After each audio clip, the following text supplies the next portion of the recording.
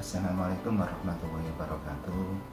Selamat pagi anak-anakku semua. Semoga kita semua dirahmati oleh Allah Subhanahu wa taala. Sebelum kita mulai pertemuan pada pagi hari ini, mari kita berdoa semoga apa yang kita pelajari nanti menjadi manfaat bagi kita semua. Al-Fatihah.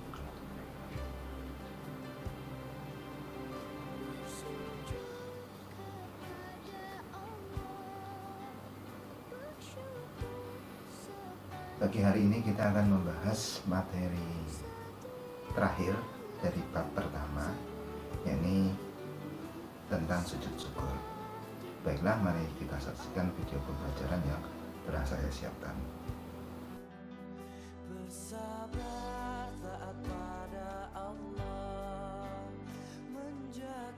Bagi umat Islam, bersyukur kepada Allah hukumnya adalah wajib. Kewajiban ini tertuang dalam Al-Quran surat Al-Baqarah ayat 152, Wadkuruni adkurkum wadkuruni wala takfurun. Ingatlah kepadaku, niscaya aku ingat pula kepadamu, dan bersyukurlah kepadaku, dan janganlah kamu mengingkari nikmatku. Ayat ini menunjukkan tentang kewajiban bersyukur kepada Allah. Selain itu, apabila kita katakanlah hitung-hitungan rezeki atau apa yang diberikan Allah kepada kita, maka kita tidak akan mampu untuk membayarnya. Saya contohkan di sini adalah harga sebuah udara. Seorang manusia rata-rata membutuhkan 11.000 liter udara per hari. Nah, udara ini terdiri dari oksigen dan nitrogen dengan perbandingan 20% oksigen dan 80% nitrogen. Jadi dari 11 liter itu tadi terdiri dari 2.200 oksigen dan 8.800 nitrogen.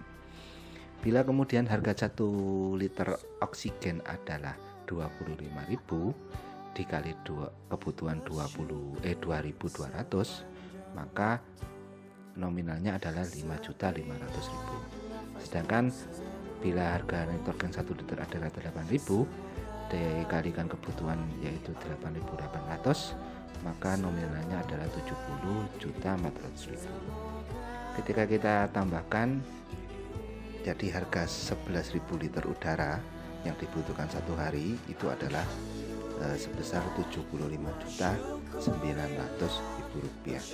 Ini untuk kebutuhan satu hari. Belum kemudian kita kalikan 1 minggu, 1 bulan, 1 tahun, atau selama umur kita saat ini. Nah, oleh Allah, udara ini diberikan gratis dan setiap hari bisa kita hirup. Bersyukur kepada Allah dapat dilakukan dengan banyak cara, dengan ucapan maupun perbuatan. Untuk ketika kita melakukan dengan ucapan, itu adalah dengan berzikir, membaca subhanallah, alhamdulillah, atau Allahu Akbar, la ilaha illallah, dan lain sebagainya. Itu ketika kita niati untuk berterima kasih kepada Allah, maka bisa dikatakan syukur dengan ucapan. Bisa juga dilakukan dengan perbuatan. Contohnya ketika kita dikasih rezeki sehat ataupun kekuatan oleh Allah, kita memaksimalkan kesehatan kita untuk beribadah kepada Allah sebagai wujud terima kasih. Itu juga bisa dikatakan bersyukur. Nah, jadi meskipun syukur ini wajib, tata caranya bersyukur ini banyak. Nah, salah satu caranya adalah dengan melaksanakan sujud syukur. Sujud syukur terdiri dari 2 kata, yakni sujud dan syukur. Sujud sebagaimana yang maknanya kita tahu adalah menempelkan dahi, 2 telapak tangan, 2 lutut, dan 2 kaki. Sedangkan syukur maknanya adalah berterima kasih. Maka sujud syukur bisa dikatakan sebagai sujud yang dilakukan untuk berterima kasih kepada Allah. Kenapa kok berterima kasih kepada Allah? Ya, seperti yang tadi di awal, karena kita sudah dikasih rezeki, sudah dikasih tubuh, dikasih udara, dan lain sebagainya. Faedah bersyukur sangat banyak. Salah satunya adalah janji Allah dalam surat Ibrahim, wa idza ta'adzana rabbukum, dan ketika Tuhanmu telah mengumumkan la in syakartum la azidannakum, Sesungguhnya jika kamu bersyukur, pasti kami akan menambah nikmat kepadamu. Wala in kafartum, nah lawannya ketika kamu mengingkari kufur nikmat, inna azabi lasyadid, sesungguhnya azabku sangat berat. Jadi ayat ini memberikan janji dan ancaman. Janji bahwa ketika orang Islam yang bersyukur pada Allah, maka nikmatnya akan bertambah. Dan ancaman bagi orang-orang yang kufur nikmat, jadi tidak mau mengakui Allah, tidak mau mengingat Allah, diancam azabnya Allah nanti di akhirat sangat berat. Sebab-sebab melaksanakan sujud syukur ada dua macam. Yang pertama karena mendapat nikmat, yang kedua karena terhindar dari bahaya. Umumnya dalam kategori mendapat nikmat ini adalah nikmat yang spesial atau bisa dikatakan tidak dirasakan setiap hari. Tapi sah-sah saja ketika sampean melaksanakan sujud syukur setiap hari. Nah, contohnya dalam kehidupan sekolah ketika ketika kita mendapat kabar bahwa lulus sekolah, ya, lulus UN atau lulus ujian sekolah, dan kemudian melaksanakan sujud syukur bersama-sama. Biasanya itu yang menjadi alasan untuk melaksanakan sujud syukur. Tetapi boleh-boleh saja setiap hari, seumpama setiap habis sholat, sampai melaksanakan sujud syukur. Yang kedua yang terhindar dari bahaya. Ini juga hampir sama dengan kategori mendapat nikmat. Ini ketika seumpama sampean selamat dari kecelakaan, ya, atau mendapat musibah tetapi tidak terkena. Ini yang menjadikan alasan untuk melaksanakan sujud syukur. Mengenai hukumnya, sebagaimana sudah kita bahas tadi, hukumnya bersyukur adalah wajib, namun hukum bersyukur dengan melaksanakan sujud syukur itu adalah sunnah. Jadi sujud syukur ini menjadi metode pilihan untuk bersyukur. Ada banyak metodenya, milihnya yang mana, ini hukumnya sunnah. Tapi bersyukur kepada Allah hukumnya wajib. Dalam tinjauan sejarah, Nabi dan para sahabat pernah melaksanakan sujud syukur. Contohnya yang pertama yaitu ketika Nabi mendapat kabar bahwa Suku Hamzah masuk Islam. Jadi Nabi mendapat surat dari Ali bin Abi Thalib. Di surat ini mengabarkan Suku Hamzah masuk Islam, memeluk agama Islam. Nabi kemudian melaksanakan sujud syukur. Contoh yang kedua, yaitu ketika kematian Musailamah Al-Kadzab didengar oleh Abu Bakar As-Siddiq.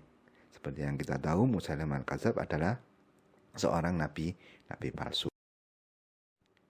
Beberapa ulama memberikan syarat untuk memenuhi hal-hal yang harus dilakukan sebelum melaksanakan sujud syukur. Yang pertama, ada suci dari hadas najis, menutup aurat dan menghadap kiblat. Nah, sebagian ulama yang lain tidak mensyaratkan hal ini. Jadi ketika mau melaksanakan sujud syukur, ya tinggal sujud saja, tidak perlu kemudian menunggu suci atau menunggu menghadap kiblat dan lain sebagainya. Tapi lebih baiknya ketika melaksanakan sujud syukur memenuhi syarat-syaratnya. Ya. Kalau tidak terpenuhi syarat-syaratnya, kita bisa bersyukur dengan metode yang lain, seperti membaca Alhamdulillah. Berbeda dengan sujud tilawah, sujud syukur ini hanya bisa dilakukan di luar sholat.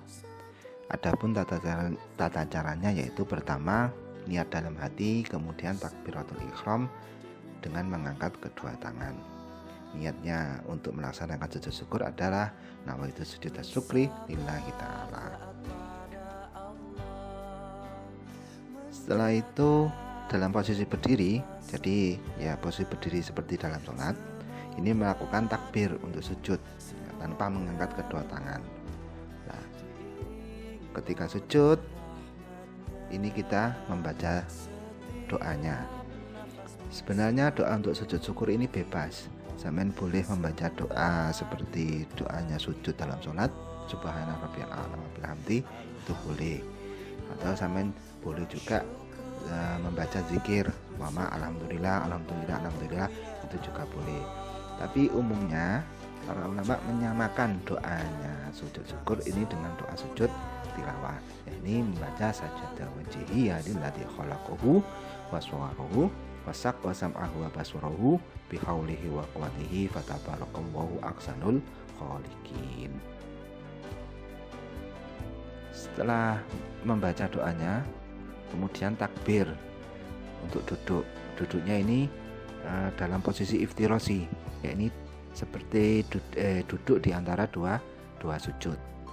Setelah itu, habis duduk tidak usah membaca apa-apa, langsung kemudian mengucapkan salam dengan menolehkan kepala ke kanan dan ke kiri. Assalamualaikum warahmatullahi wabarakatuh. Assalamualaikum warahmatullahi wabarakatuh.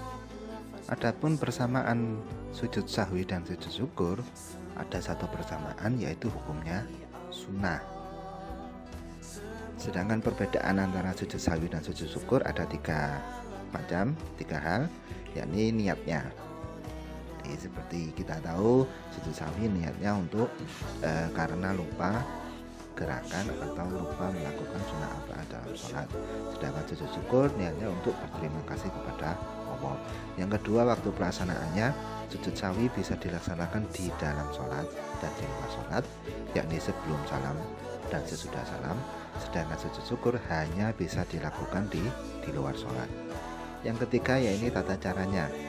Sujud sahwi dilakukan dengan 2 kali sujud, sedangkan sujud syukur dilaksanakan dengan 1 kali sujud. Sedangkan persamaan sujud syukur dengan sujud tilawah ada 2 macam, yaitu hukumnya sama-sama sunnah, dan yang kedua adalah tata caranya, yakni sujud syukur dan sujud tilawah sama-sama dilakukan dengan 1 kali sujud, tidak seperti sujud sahwi.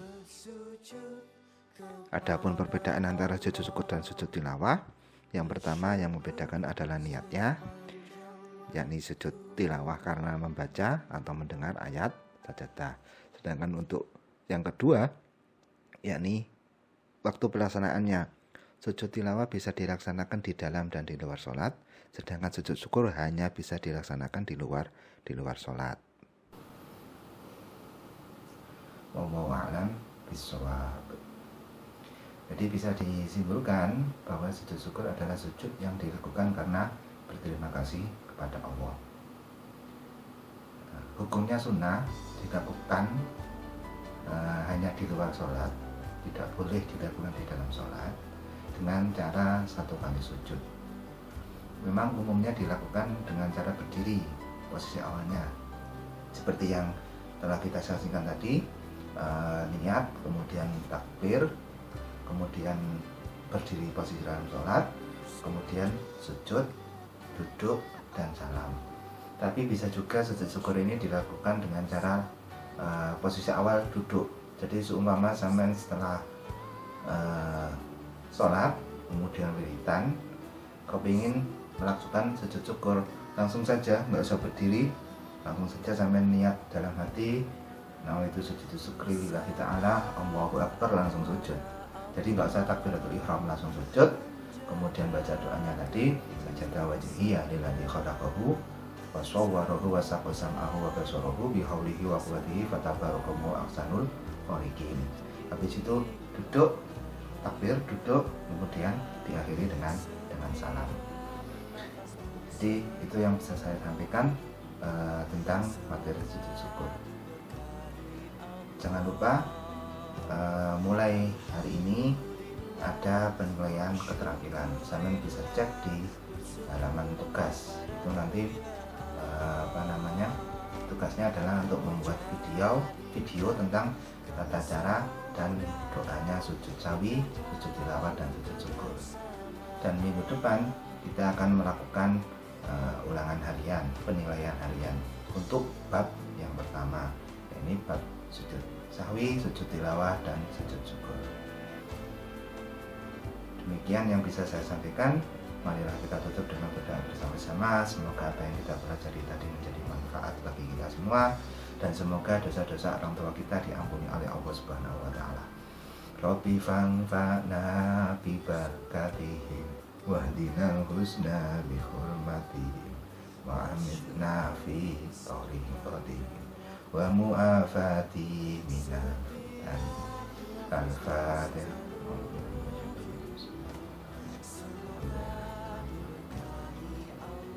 Ya,